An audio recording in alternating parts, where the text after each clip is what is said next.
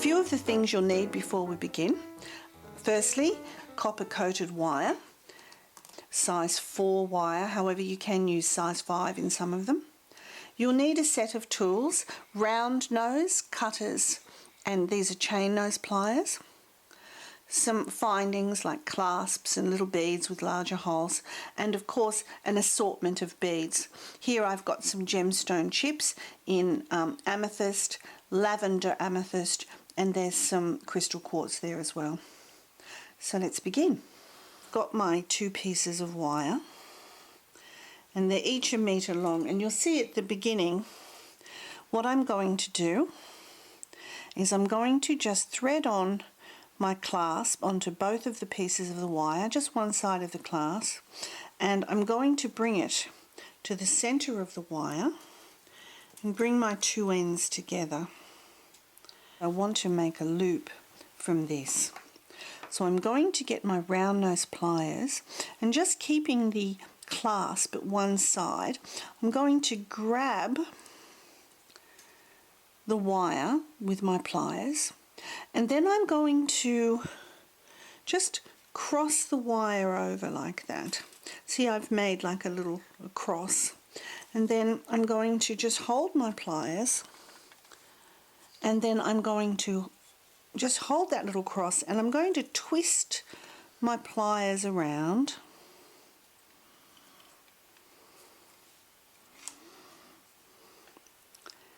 and you see it's twisted that wire, and in doing so it's made a nice little loop for my clasp, and I've got a nice twist of wire. Bring your wires together, and now I'm going to thread on one of my beads with the large hole. So it's just a small round bead, and pop it through, and then I'll bring that to the end of the wire here, and that will just cover up, see, that just covers up those little twists.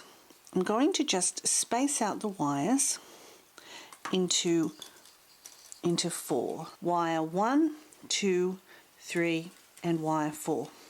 So I'll just put wires 3 and 4 over here, and I'll just put my pliers on them to keep them out of the way.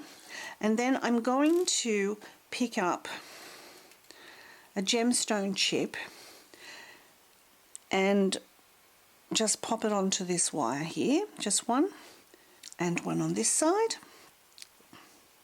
Then I'm just going to get the 2 wires, and as I did before, I'm going to just cross them over.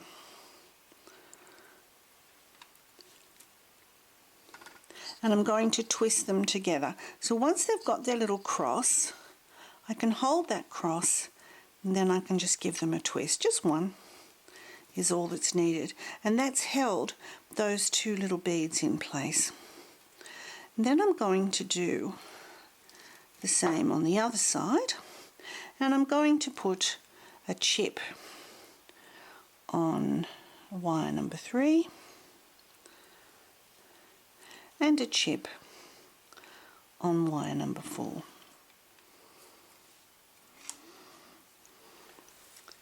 Cross over the wires again like I did, hold that cross, see, I'm just pinching on the cross, and then just give that a twist as well. Now the next thing to do, I'm going to use wires 2 and 3, and I'm going to put a chip on each of those. Again, cross wires 2 and 3, hold the cross, and then give it a twist. Just one. And then you'll see now that that's held in place. And it doesn't matter that I've got some loose wire, it's not a problem at all. In fact, the freer you are with this design, the better. Okay, so now it's back to putting out my wires again, 1, 2, 3, 4, and I'm going to continue on adding 1 chip on wire 1 and 2, 1 on 3 and 4 and twisting them together again. So I'll just do that.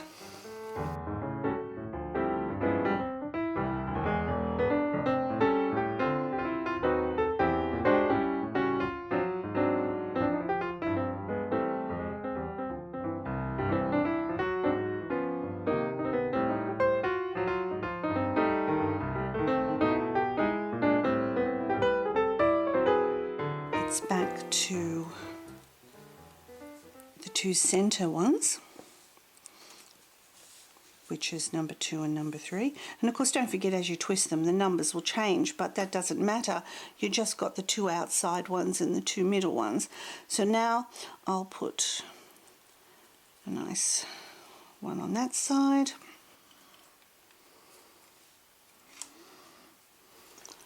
And then again, I'll cross those 2 wires, pinch the cross and twist. It just needs 1 or 2 little twists, and there we go. Now that you know the pattern, 1, 2, 3, 4, and then the 2 center ones, so it's actually a very easy bracelet. Here's what the bracelet looks like laid out flat, and you can see it tapers at each end. My tape measure, it shows from the bead to about where I'm at is about 1 inch. So I know it's now time to start bringing out my taper. Now with this bracelet, don't worry, because you can always scrunch it down if it's a bit big and mold it around, which I'll show you that later on. So don't worry if it doesn't look good at this point, because it probably won't look good until you're finished. So what we're going to do is now begin our 4 inches of making it fatter. So it's very easy. We're still sticking to the same pattern and design. So, but this time what we'll do is we'll put 2 chips on the wire each time.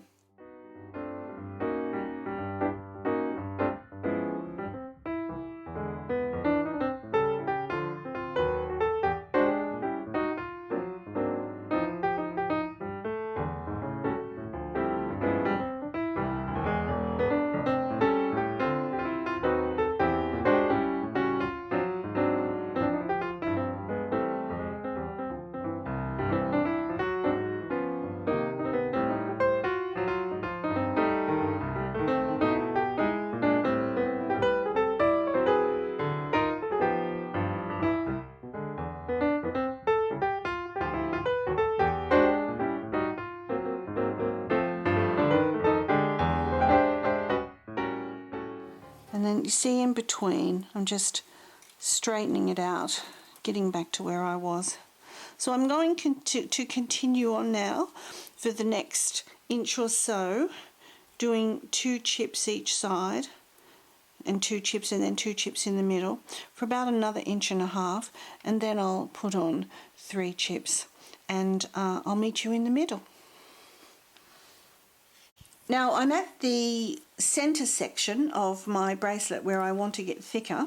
It didn't take very long. And now you can see, if I lay the tape measure here, I'm at just over 2.5 inches. So that would be 1 inch for the back of my wrist and around the side of my wrist, 1.5 inches where I've done 2 stones, and now for the next inch, because remember my center section needs to be 4 inches here, so I'm going to do another inch using 3 stones, and then I'll go back and do the last 1.5 inches back down to 2 stones, and then the last inch will be 1 stone per strand.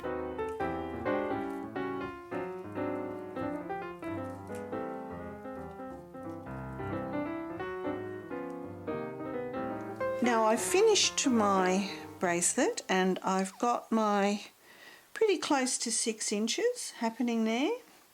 What I'm going to do now is just, give it a little squidge or a squeeze to get a nice shape. If I've got any bits of wire sitting, or you can move around your chips just to give yourself a nice shape.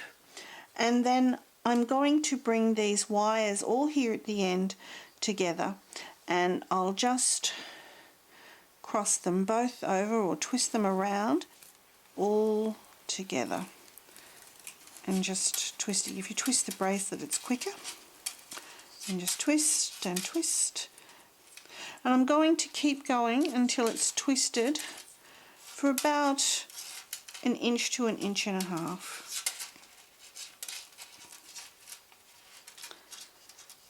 So now I've got a nice straight piece that I can begin to work with. So the first thing I'm going to do is thread on my little bead so that that matches the other end.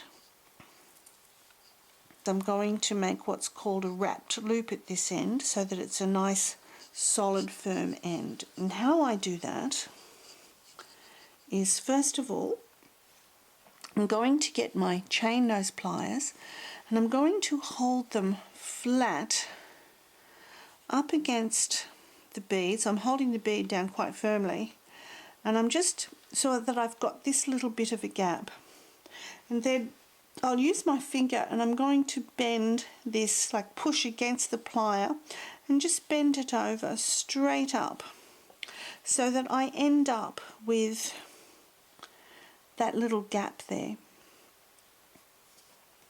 Now I'm going to change to my round nose pliers, and see, I've got a right angle here. That's very important, and I'm going to grab those pliers right in that corner there so that you can see it's there, pushed up flat against here, dead straight, and that I've got my pliers here in a right angle, so dead straight line. There's an L shape there and there, see, it's dead straight.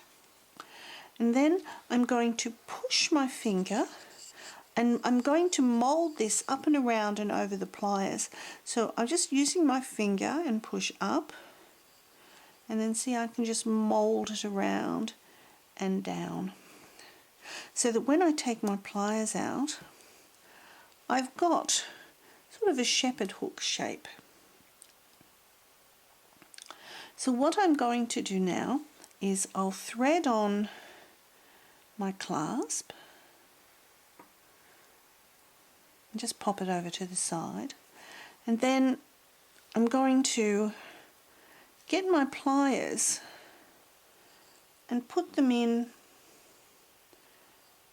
there so that's in that little crook, and I've got the plier part on the top now, and again it's sort of dead straight line, and I'm just keeping this inside of it. And then I'm going to bring this, mold it again down, and then take it around so that it comes out the other side in a dead straight line. So I'll just take the pliers out so you can see. So what I've done is I've captured this chain in this little loop. The next thing to do is to wind this around this little section here. So you can put your pliers back in to hold it with this up, going up, and then you can either use your fingers to bring it around. It's actually quite soft and easy to do, but if you're not comfortable with that, you can always get your chain nose pliers and grab the end, and then you can get a better something to hang on to, and you can just use those to wrap it around, and you want to keep wrapping it until it's firm up against this bead. So I'll just grab it and I'll keep wrapping it around and keep going. See, it's coming up quite firm against the bead now, and that means that bead won't move. Now, because I've wrapped it around, it has a memory. So what I can do now is I can just loosen it off again a bit with my finger or the pliers, because it's got the memory to go back. Then if I come in with my cutters with the flush side towards here so that it gets flat, I can come in very close indeed and I can just cut it. Now you'll see there's probably a little bit sticking up, so you just get your pliers and give it a little squeeze down. And if you want to make it really neat and tidy, you can just gently squeeze release, as I see I'm turning the bracelet around, squeeze release, and now I've got a really neat and tidy wrapped loop that will never come undone, and that's holding my chain in place.